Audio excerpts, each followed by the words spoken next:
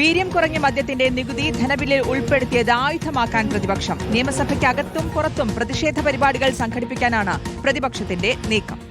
വീര്യം കുറഞ്ഞ മദ്യത്തിന്റെ നികുതി 250% നിന്ന് 120% കുറച്ചുകൊണ്ടുള്ള നിർദ്ദേശമാണ് സർക്കാർ ധനബില്ലിൽ ഉൾപ്പെടുത്തിയത്.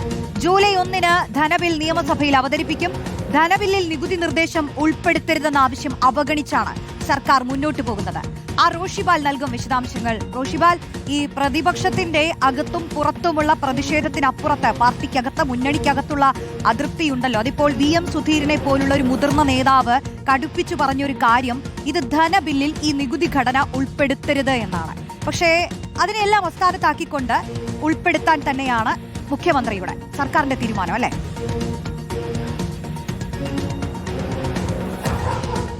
റോഷ്നി, അങ്ങനെയാണ്. കാരണം വീര്യം കുറഞ്ഞ മദ്യത്തിന് നികുതി ഏർപ്പെടുത്തിയതുമായി ബന്ധപ്പെട്ട് മുന്നണിയിലും പാർട്ടിയിലും വലിയ വിമർശനം ഇതിനോടകം തന്നെ ഉയർന്നതാണ്.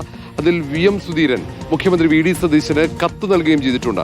ധനബില്ലിൽ ഒരു കാരണവശാലും ഈ നികുതി നിർദ്ദേശം ഉൾപ്പെടുത്തരുത് എന്ന ആവശ്യമാണ് മുന്നോട്ട് വെച്ചത്. പക്ഷേ ആ വിമർശനങ്ങളും അങ്ങനെയുള്ള നിർദ്ദേശങ്ങളും ഒക്കെ അവഗണിച്ചുകൊണ്ട് ജൂലൈ 1 അവതരിപ്പിക്കുന്ന ധനബില്ലിൽ വീര്യം കുറഞ്ഞ മദ്യത്തിന് കുറഞ്ഞ നികുതി ഏർപ്പെടുത്തുന്ന ബജറ്റ് നിർദ്ദേശം ഉൾപ്പെടുത്തിയെന്നതാണ്. ഇന്നലെ കരട് വിജ്ഞാപനം ഗസറ്റ് പുറത്തിറക്കി കഴിഞ്ഞു. ഇനി ഇത് സംബന്ധിച്ച ചർച്ചകൾക്ക് പ്രസക്തിയില്ല. UDF-ൽ എല്ലാം ചർച്ച ചെയ്യും, എന്നിട്ടായിരിക്കും തീരുമാനമെന്നായിരുന്നു മുഖ്യമന്ത്രി VD സതീശൻ നേരത്തെ പറഞ്ഞത്. പക്ഷേ ആ തീരുമാനം പിന്നോക്കം പോയിരിക്കുന്നു. കാരണം UDF യോഗം ഇതുവരെ വിളിച്ചിട്ടില്ല. UDF യോഗം വിളിക്കുന്നതിനെ കുറിച്ചുള്ള ആലോചനകളും നടന്നിട്ടില്ല. ഒരുപക്ഷെ നിയമസഭാ സമ്മേളനം കഴിഞ്ഞതിന് ശേഷം യോഗം വിളിച്ചു ചേർക്കുമെന്ന സൂചനകൾ മാത്രമാണ് പുറത്തുവരുന്നത്.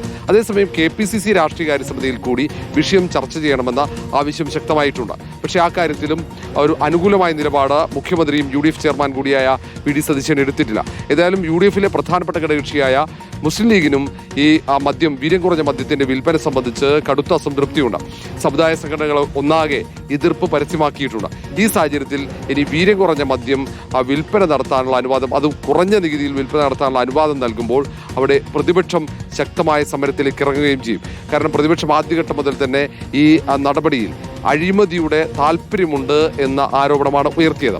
ഏതായാലും ഇനി കാത്തിരുന്ന് കാണാം. ജൂലൈ 1 ധനബില്ല് സഭയിലെത്തുമ്പോൾ പ്രതിപക്ഷത്തിന്റെ നിലപാട്, അതിനൊപ്പം ഇതിനെ എതിർത്ത UDF-ലെ കോൺഗ്രസിലെ നേതാക്കളുടെ നിലപാട്.